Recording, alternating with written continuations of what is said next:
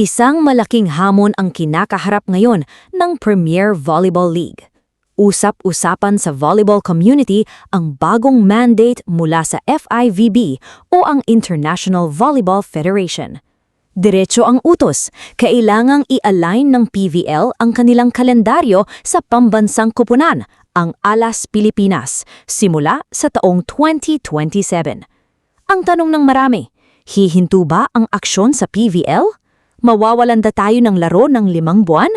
Alamin natin ang buong detalye at ang malupit na stratehiya na gagawin ng liga para maresolba ito nang hindi nagsasara ang kortina. Heto ang katotohanan.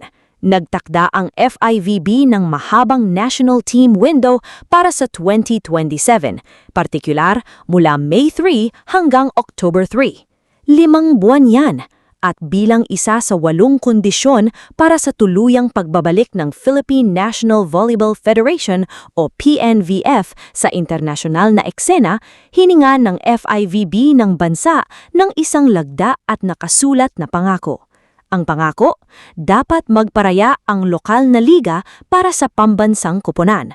Kaya naman, marami ang natakot na baka mag-go dark o tuluyang mawalan ng PVL conferences sa kalagitnaan ng taon. Ngulit bago pa magpanik ang mga fans ng Creamline, Chocomucho o Akari at anumang team ang paborito mo, nagsalita na si PVL Control Committee Chairman Sherwin Malonzo. Nilinaw niya na hindi plano ng PVL na matulog ng 5 buwan. Ayon sa kanya, walang nakasulat sa rules ng FIVB na nagbabawal mag-organisa ng liga habang may national team window. Ang tunay na diwa at bigat ng utos ay simple lang. Dapat ang mga national team players ay unahin at iprioridad ang ALAS Pilipinas kapag tinawag sila para sa bansa. Ngulit kung titignan natin, napakatalino ng magiging hakbang na ito at may pinaghuhugutan silang magandang ehemplo. Binanggit ni Malonzo na ang mga bansa tulad ng South Korea, Vietnam at Indonesia ay ginagawa na ito. Habang may national team period, nagpapatakbo pa rin sila ng mga tinatawag na pocket tournaments o mga maiikling pocket leagues. Ibig sabihin, hindi hihinto ang volleyball ecosystem ng bansa. Patuloy ang hanap buhay ng mga manlalaro, patuloy ang exposure ng mga koponan, at higit sa lahat, hindi nabibitin ang mga fans.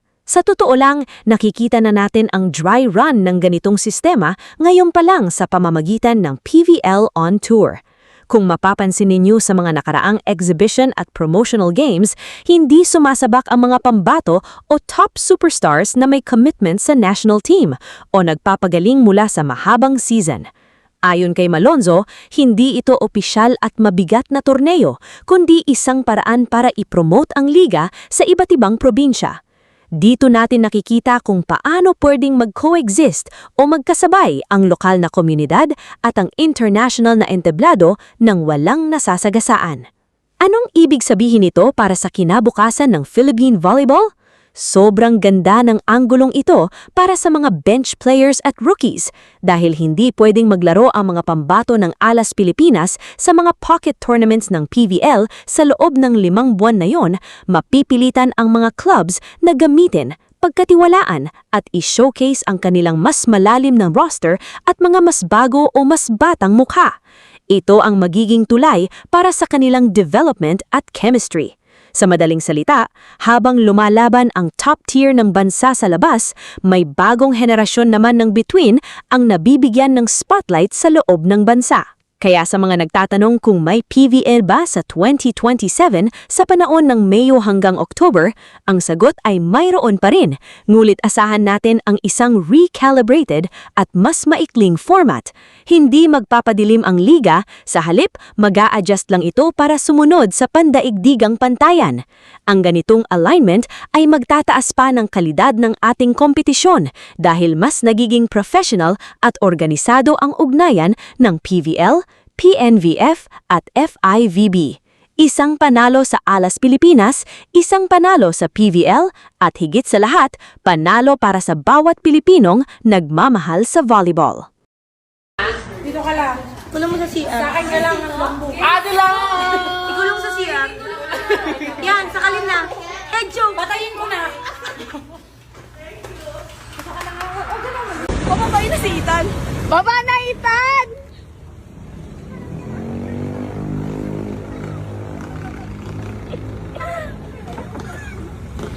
Parang may kumakatok. May naiwan ba? May naiwan? Parang may kumakatok dyan. Parang may kumakatok. Wait lang, may kumakatok. Aso lang yan, aso! Ay, aso? Aso. Ah, dyan lang yun. Ba't nagkain ka naman dyan, ah? May flashlight yung dog. Ay! Ibang dog to! Ba't may flashlight yung dog? Ala na, wala na yung susi. Eh, nasuffocate. Let's eat. Pawis na. Oy! Mali ka na naman. Ano yung pawis na pawis? It's English. I'm wet. Yung nanay na ba? Yung nanay mo. Yung na... Ay, mabutignan! Ay! Alam, nag-share lang. Ilang daliri, ma'am?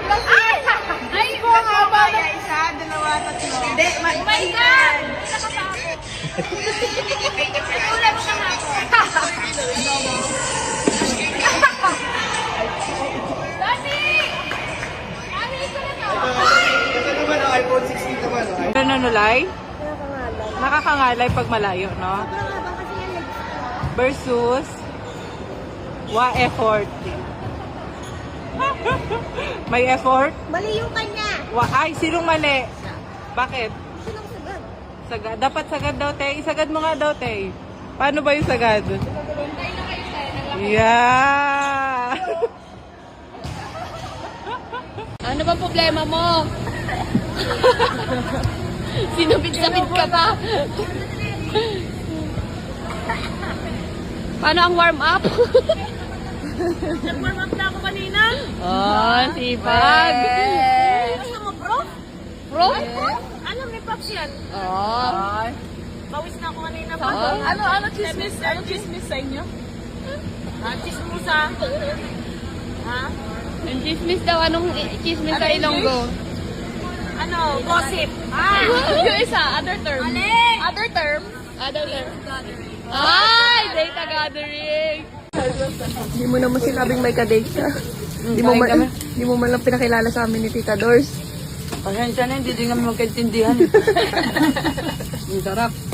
Eh, yummy. Oh, hi kayo dyan. Hi kayo sa vlog ko. Hi vlog. Hi vlog.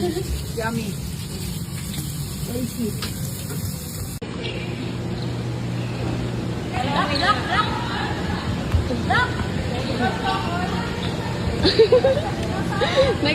Naglaro yung mga midget. Midget. Oh. Oh, perfect na. Tama na. At nagkita na naman kami. Ayoko, may aso kong dala. Ayoko niyan! Bitawan mo! Ako nagbibidyoan kasi ako ikli ng buko. Okay lang para makita ka nila una-un. Ayoko! Hindi. Po niya ako. Hindi nga yan labag sa loob. Buong buo yan. O, diba? Japan. Favorite mo yan eh. Uy! Uy! Love you, auntie! Pasok ka na sa Star Magic. Grabe yung pang-weights nyo. Grabe, oh. Wow! Grabe, oh. Grabe yung pang-weights nyo, yun, oh. Ito na kaya to. Matipad talaga ako ni Tita. Yung ipads mo na, hindi pa natanggal. Ano ba ko, Walter?